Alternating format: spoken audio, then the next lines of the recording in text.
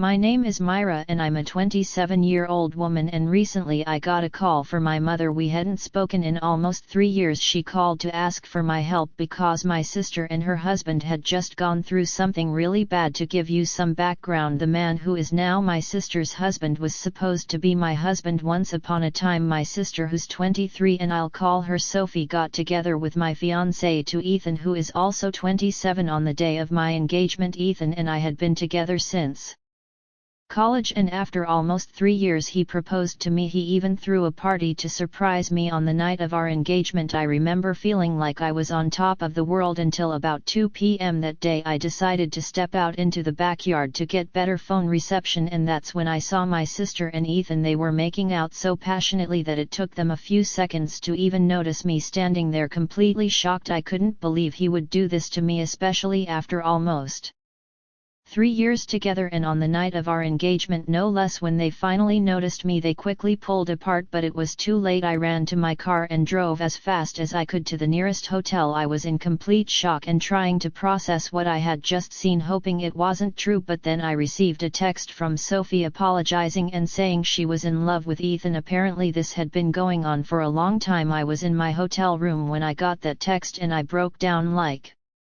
never before. After that, Ethan texted me too, saying pretty much the same thing. He told me that he had only proposed to me because he thought that if he committed to me he could push Sophie out of his mind. Obviously that didn't work and it made him want Sophie even more. He said it wasn't about me but it was about them, and they just knew they were meant to be together. I was just a stand-in a way for Ethan to eventually meet Sophie. I stayed at the hotel for a few days trying to pull myself together. I was still feeling lost and trying to convince myself that this was just a bad joke. Life was playing on me. After almost 5 days I finally went back home because I needed to get my things and go back to work if I didn't want to get fired. When I got home I realized that my family had been staying with Ethan, all under the same roof, waiting for me to return. It might have been touching if it weren't for the reason I left in the first place. Everyone had been trying to text me and get a response from me non-stop after I disappeared, but I hadn't answered a single one of those messages. So when I finally came back there was a lot of chaos. Everyone made sure to hug me and tell me how glad they were to see me. Even Sophie had the nerve to come up to me with tears in her eyes and give me a big hug when she saw me. I was too shocked to even react and just stood there silently while everyone crowded around me. Finally, when things calmed down, I cleared my throat and told them that I was only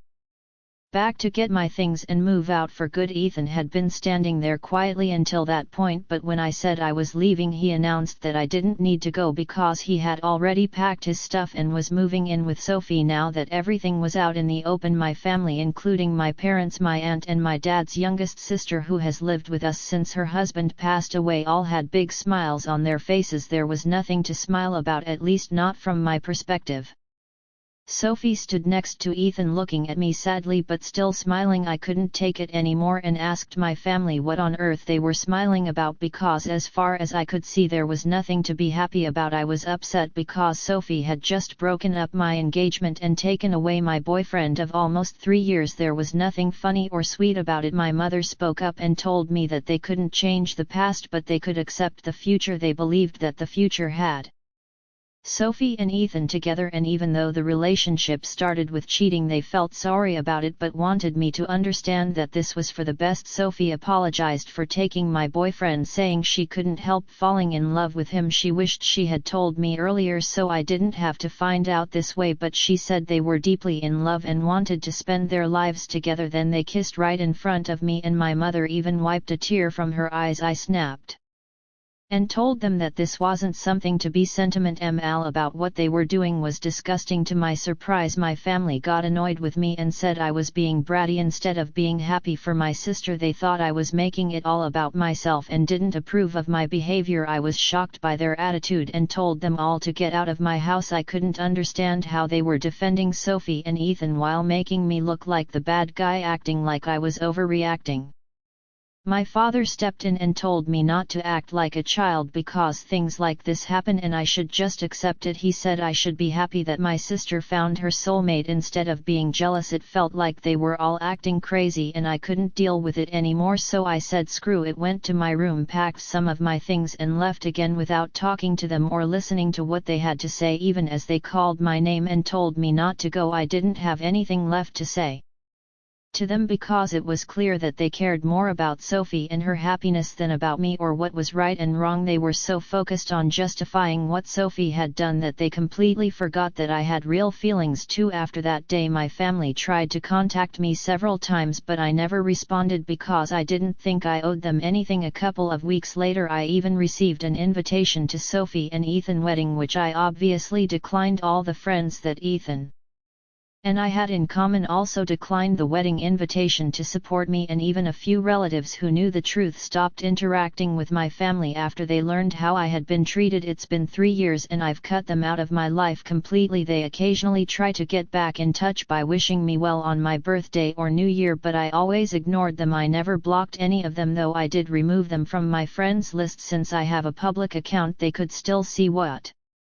I was up to, which is what I wanted. I wanted them to see that I was living a great life and let them feel jealous. It was a bit petty, but it was the least I could do after how they treated me. Until recently I had no idea what they had been up to in the last few years. About 5 days ago my mother called me from a number I didn't recognize. When I answered and realized it was her, I tried to hang up, but she begged me desperately for a chance to talk. She sounded so upset that I agreed to listen for a couple of minutes because I couldn't ignore her completely. She told me that Sophie and Ethan had started a business a couple of years ago, but it was failing badly. Their investors were backing out because the business wasn't making any profit. They borrowed more money, but even that didn't help, and now they were deep in debt. Loan shark were after them and they were being hounded by everyone from their employees to their investors and the people they had borrowed money from. I lived a comfortable life and could afford to help them out, so my mother turned to me as a last resort, begging me to loan the money to pay off their debts. She wasn't asking for a small amount either. She wanted almost $95,000 to help Sophie and Ethan. I asked why Sophie wasn't the one calling me if she needed help and why she was making our mother speak to me instead. My mother explained that Sophie and Ethan didn't even know she was asking me for help because they had told her not to. I guess they all still remembered what happened 3 years ago. Sophie didn't want me to know about their situation and wasn't ready to take help from me, but my mother didn't know anyone else who could give them that much money quickly. A couple of months had already passed and Sophie and Ethan were struggling even to put food on the table. My parents and Ethan's family were helping as much as they could, but it wasn't enough. They had their own futures to think about, especially since most of my family, including Ethan's parents, were retired. That's why my mother, with no other options, had called me to ask for help. I could afford to help them, but I really didn't want to. Sophie was right not to contact me for help because they lost the right to ask anything of me the day they cheated on me. I told my mother that I couldn't help them, and even if I could I wouldn't. She sounded very upset and told me I was being cruel and needed to think about my family. I reminded her that Sophie and Ethan didn't think about me when they had their affair, and my family didn't think about me while they supported them, so I didn't see why I needed to think about them now. I had worked hard to get where I am today, and I wasn't going to just give away $95,000 to 2 people who didn't deserve it. My mother started crying on the phone, saying she never expected me to grow up to be so selfish, and claimed that my sister and her husband would end up in big trouble if I didn't help them out. I told my mother that it was unfortunate, but I couldn't help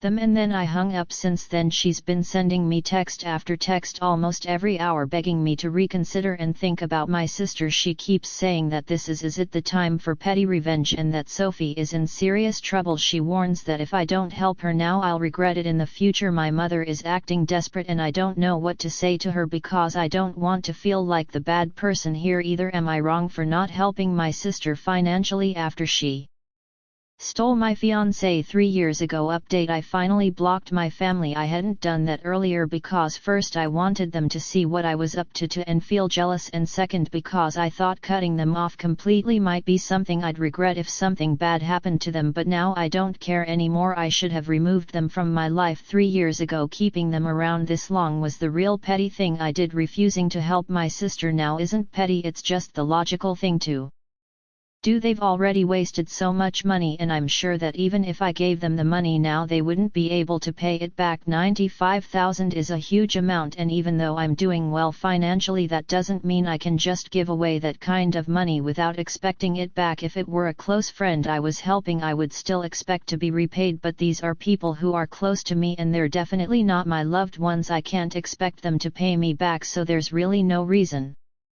for me to help them out. It's as simple as that. I talked to a few of my friends about this to get their opinions, and they agreed that I did the right thing by refusing to give them the money, not out of revenge but because it's completely impractical and foolish to expect me to help the very people who betrayed me in the past. Anyway, my mother is now blocked and she can't contact me to guilt trip me anymore. I have nothing to worry about, at least that's what I thought. Update 2. Hi everyone, something really big happened today. I was at work when I got a call from my neighbor. She told me there was a couple outside my house screaming for me to come out and talk to them. My neighbor said they seemed pretty crazy and had been yelling at my door for about an hour, refusing to leave. I asked her to describe them, but deep down I already knew who it was. When she described them, it just confirmed my suspicion. It was Sophie and Ethan. My neighbor insisted that I'd come back home to deal with them because she didn't think they were up to any good. Given that it was Sophie and Ethan, I knew she was right, so I thanked her and immediately started driving back home because I couldn't risk them getting into my house. Luckily I got there in about 20 minutes and caught them in the act of trying to break into my house by picking a lock on my door. I pulled up in front of my house and demanded to know what they thought they were doing. I tried to call the police right away, but Ethan moved like lightning and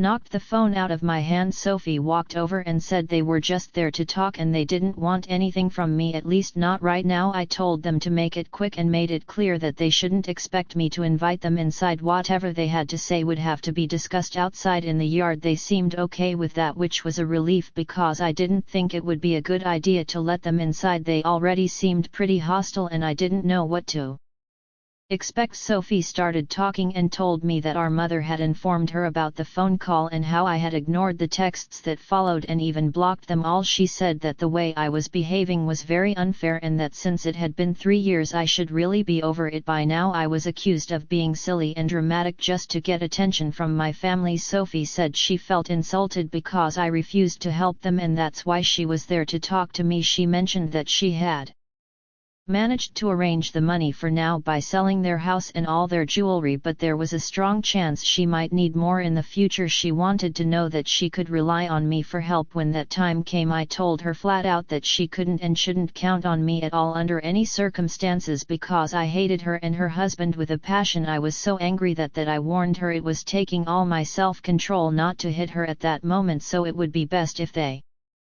just left. Ethan shockingly demanded that they wouldn't go anywhere until I signed a document promising to give them money in the future whenever they needed it. I couldn't believe what I was hearing. I knew that such a document wouldn't be legally valid if I was forced to sign it under pressure, and they had to be out of their minds if they thought they could manipulate me into something like that. I told both of them to get out, but Sophie pushed me and said that I had to help them because I owed it to them since we were family. She said I couldn't just run away from my responsibilities like this. I was stunned that she actually pushed me and I was tempted to slap her, but I held back because I knew that getting violent would only make things worse. Instead I decided to grab my phone, which had fallen to the ground when Ethan knocked it out of my hand earlier, and I made a run for it. I quickly climbed into my car and drove off without even checking my rearview mirror. Luckily I hadn't turned off the engine when I had left the car, so it was still running and I was able to get a head start on them. They didn't chase after me on foot, which was a relief, but they stayed at my house, which was unfortunate. Once I was at a safe distance, I decided to call the police and report what was happening. I drove back to my house just in time, arriving shortly before the police got there. Within about 25 minutes they showed up and I filled them in on everything that had happened. The police arrested